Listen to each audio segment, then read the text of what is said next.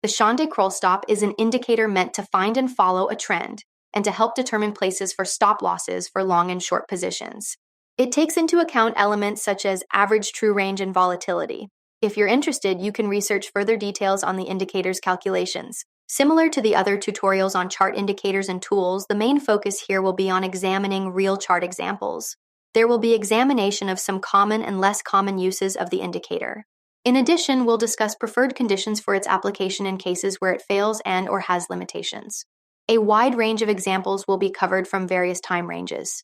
So no matter when you watch this or which particular charts you choose to apply the Chande Kroll Stop on, information presented in this series can be of use to you. When the two lines of the Chande Kroll Stop converge in one direction, then expand back in the direction they came, the potential for a reversal becomes more likely.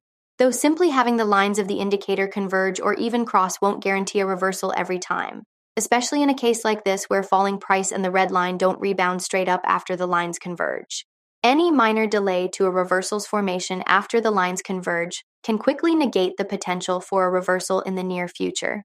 In this case, there's little to no delay with price going up immediately after the red line begins to rebound back over the green line. Such a prompt rebound is still possible even in an established downtrend such as this. Then here's a similar scenario, except it's a bit more gradual with price and the red line more slowly rebounding back up. Though in this case, there's not much development for an uptrend either, as there's still an overwhelming bearish advantage in the broader context. Once again, lines of the indicator do converge and eventually expand, with the difference here being price continues to fall along with the green line. While the red line remains relatively flat, instead of rebounding back up to demonstrate a common characteristic displayed by this indicator when a trend continuation takes place. Not long after, the same thing happens, but much faster. Then to a lesser degree here, there are less drastic convergences and separations of the two lines. Certainly not every reversal, including major reversals, will be identified by this kind of convergence with the two lines. Under conditions like this, where there's a much more defined V-shape, it can be an indication of a fast and strong reversal. Then, with a larger bearish reversal eventually forming, convergence once again presents the potential for a reversal, though it doesn't happen due to a noticeable delay, where price and the two lines remain relatively flat before those familiar continuation characteristics we discussed earlier. This time, it's an even smoother trend continuation with the red line having a slight decline.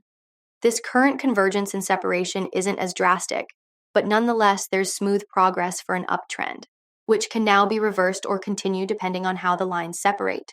Quite a long period of flat movement, but finally we see a good example of a bullish continuation, with the red line on a steady upward slope, while the green line can remain flat to slightly inclined.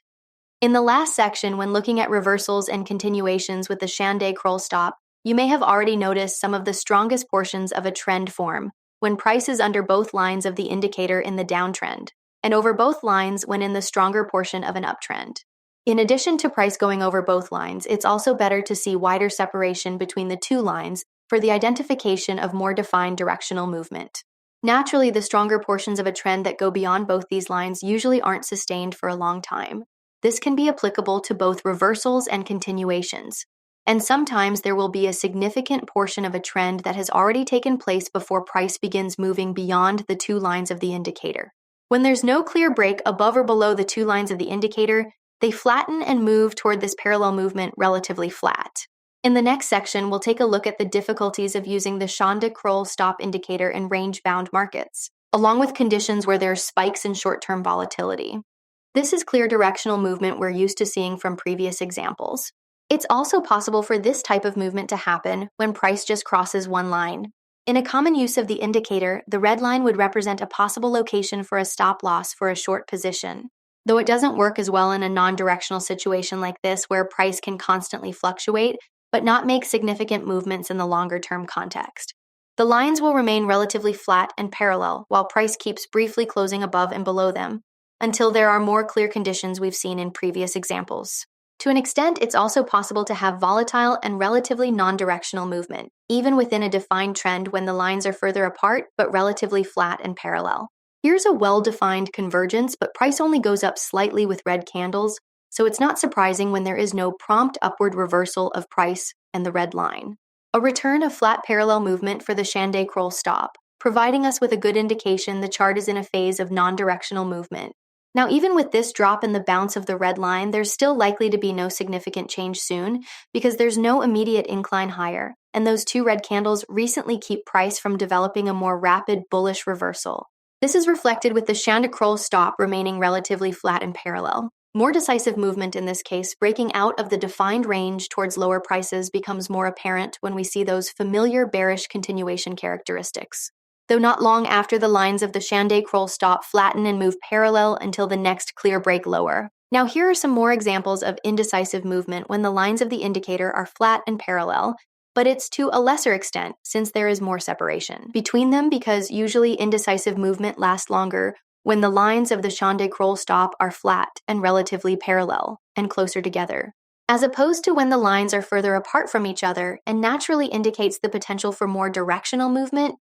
For more on indicators as well as Fibonacci methods, follow Ascencore. Thanks for watching and have a nice day.